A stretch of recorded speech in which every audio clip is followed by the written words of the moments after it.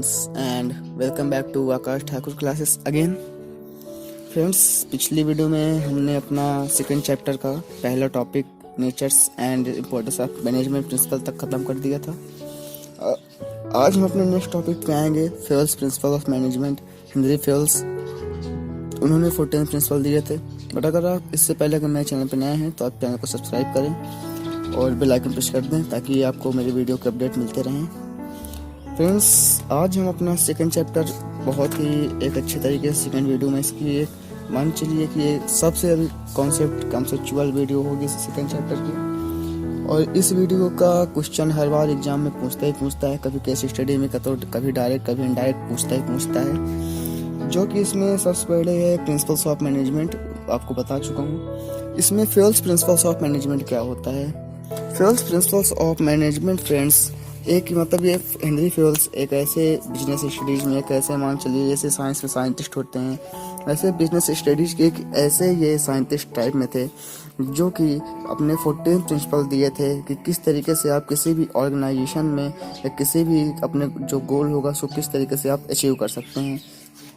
सो आइए बिना time waste किए हम आज आपको शुरू करते हैं। पर उससे पहले मैं आपको बता दूं हेनरी फेल्स के बारे में कुछ। हेनरी फेल्स फ्रांस में पैदा हुए थे 1841 में, और उन्होंने 1860 में अपनी डिग्री ली है और वो इंजीनियरिंग करते थे। एंड 1888 में मीन्स 1888 में उन्होंने बिजनेस स्टडीज़ को एक कंपनी के डायरेक्टर द्वारा बहुत अच्छे से ज्वाइन किया और तभी से उन्होंने 30 साल इस सब में काम किया। उसके बाद एक बहुत ही अच्छे तरीके से उभर के आए हैं, जिनको हम हेनरी फेल्स को father of management studies and thoughts भी कहते हैं। तो आइए अब हम इनके 14 प्रिंसिपल्स देख लेते हैं। इनके 14 प्रिंसिपल कौन कौन से थे? इसमें सबसे पहला और मेन था division of work. Division of work means friends इसमें था कि जो इंसान जिस काबिल है उसको वही काम दिया जाए।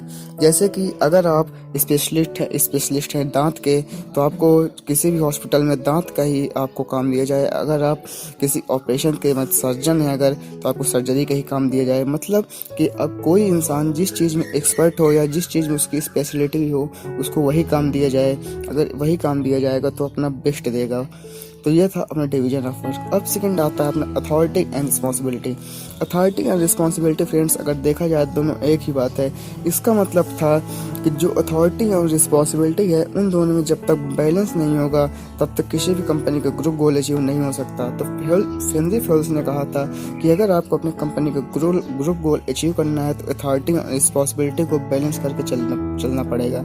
एंड थर्ड पॉइंट आता है डिसिप्लिन। फ्रेंड्स, आपको पता होगा बिना डिसिप्लिन के चाहे वो कोई भी जगह हो, बिना डिसिप्लिन के आप वहाँ नहीं रह सकते।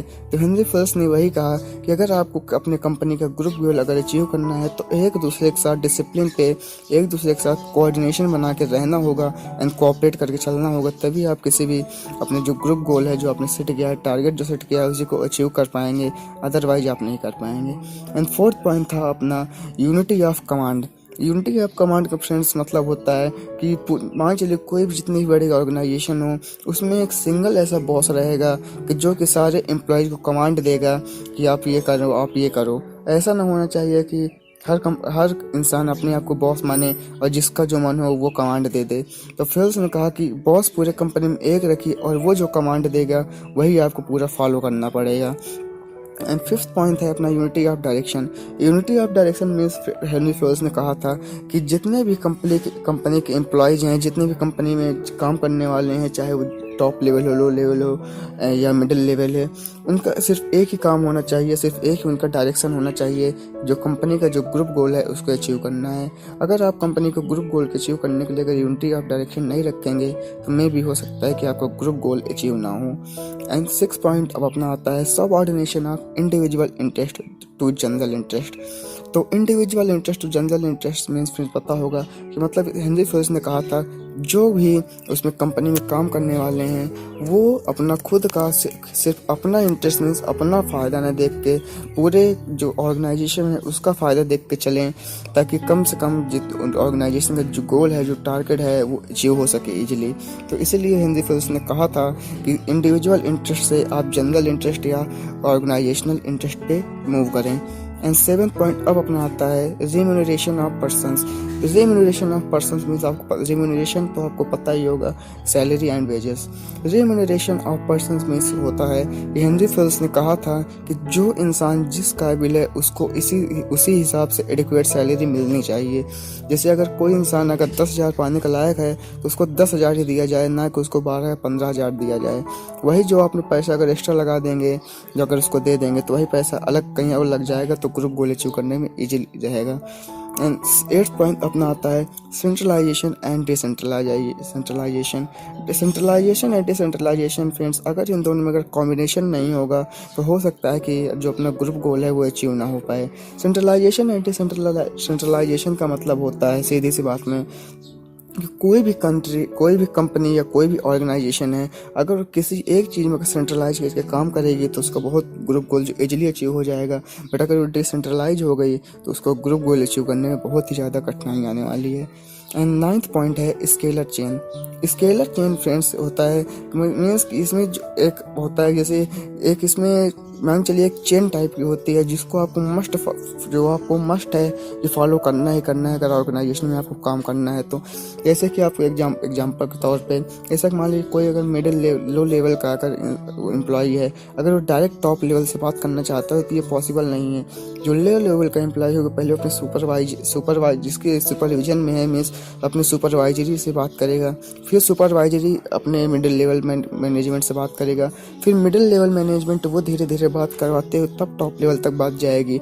मीन्स कि ये एक ऐसे प्रॉपर चेन में है कि आप जब तक लो लेवल वाला अगर वो नहीं चाहता, अगर वो जब चाहता है कि बात करना तो जब तक वो नहीं होगा स्केलर चेन फॉलो नहीं करेंगे तो वो डायरेक्ट टॉप लेवल से बात नहीं कर सकता।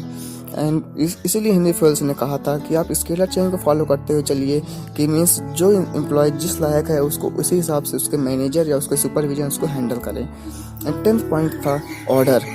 ऑर्डर का मतलब हुआ था फ्रेंड्स जो इसमें मेन एंड मटेरियल मीन्स जितने भी एम्प्लॉय हैं और जितना भी रॉ मटेरियल, जितने भी मटेरियल ऑर्गेनाइजेशन में काम होगा वो सिर्फ एक ही इंसान के पास ऑर्डर होना चाहिए। मीन्स अगर जैसे कि अगर मान लीजिए कि कहीं भी अगर मटेरियल है, किसी भी कोई अगर एम्प्लॉय चाहता है तो वो एम्प्लॉय एक ही जगह से मटेरियल ले ताकि उनको हर जगह जाके करने में कोई प्रॉब्लम ना आए। तो अपना 11th पॉइंट है इक्विटी। इक्विटी फ्रेंड्स होता है kind, fair and just treatment to employees. Means जो एक बहुत ही काइंड तरीके से, फेयर तरीके से और ट्रीटमेंट तरीके से एक इस तरीके से एम्प्लॉयज को ट्रीटमेंट किया जाए कि वो अपना बेटर देने की कोशिश करें। एंड नेक्स्ट पॉइंट है अपना stability of tenure of personal. ये फ्रेंड्स बहुत ही इंपॉर्टेंट पॉइंट है, इसको आप देखिएगा।